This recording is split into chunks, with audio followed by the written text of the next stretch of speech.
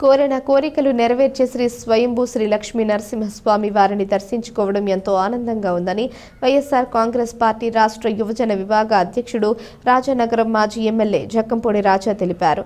గురువారం స్వామివారిని దర్శించుకుని తలనీలాలు సమర్పించుకున్నారు. కోరుకొండ శ్రీ లక్ష్మీ నరసింహస్వామి వారి క్షేత్రంలో వైఎస్ఆర్ కాంగ్రెస్ పార్టీ నాయకులతో కలిసి మాజీ ఎమ్మెల్యే జక్కంపూడి రాజా స్వామి వారికి తలనీలాలు సమర్పించి మెట్ల మార్గం ద్వారా కొండపై ఉన్న స్వయంభూ శ్రీ లక్ష్మీ నరసింహస్వామి వారిని దర్శించుకుని ప్రత్యేక పూజలు నిర్వహించారు.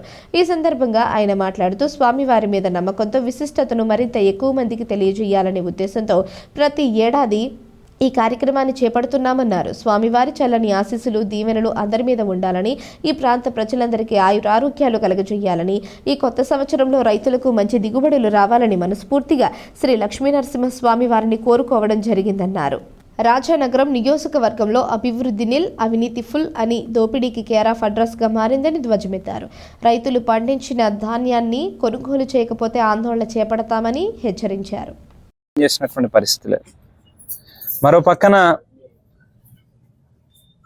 ఏదైతే ప్రకృతి విపత్తుల కారణంగా తీవ్రంగా నష్టపోయినటువంటి రైతులకి గత ప్రభుత్వంలో జగన్మోహన్ రెడ్డి గారు ఏ సీజన్లో అయితే రైతు నష్టపోయాడో అదే సీజన్లో ఎన్యూమరేషన్ పూర్తి చేసి సోషల్ ఆడిట్కి సెక్రటేరియట్లో స్థానిక ఏదైతే గ్రామ సచివాలయాల్లో డిస్ప్లే చేసి వాటిలో ఏమైనా కరెక్షన్స్ ఉంటే కానీ మళ్ళీ వాటిని కూడా కన్సిడర్ చేస్తూ లిబరల్గా నష్టపోయిన ఏ రైతుకి కూడా ఇబ్బంది కలగకూడదు, ప్రతి రైతుకి కూడా అండగా నిలవాలి అనేటువంటి లక్ష్యంతో ఆవేళ ఆ ప్రభుత్వంలో పనిచేస్తాయి.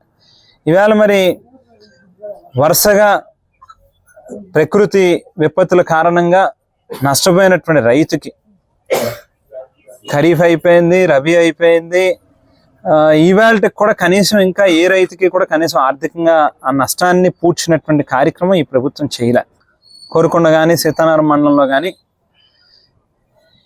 ఈ స్థానిక నాయకులే, ఈ శాసనసభ్యులు, వీళ్ళ గ్యాంగ్ ఏదైతే ముఠా ఉందో కొన్ని రైస్ మిల్లర్లకి మాత్రమే ధాన్యాన్ని తోలాలని చెప్పి కండిషన్ పెడతారు. అధికారుల మీద ఒత్తిడి చేస్తారు. నమ్మి చెవులో పూలు మాత్రమే మిగిలినాయి అని చెప్పి ప్రజలు ఇప్పటికే తీవ్రమైనటువంటి ఆవేశం, ఆవేదన, కోపం, ఉక్రోషం అన్ని రకాలుగాను కూడా ఈ ప్రభుత్వం మీద ఉన్నది. దయచేసి అది గమనించుకోండి అని చెప్పి సందర్భంగా తెలియజేస్తూ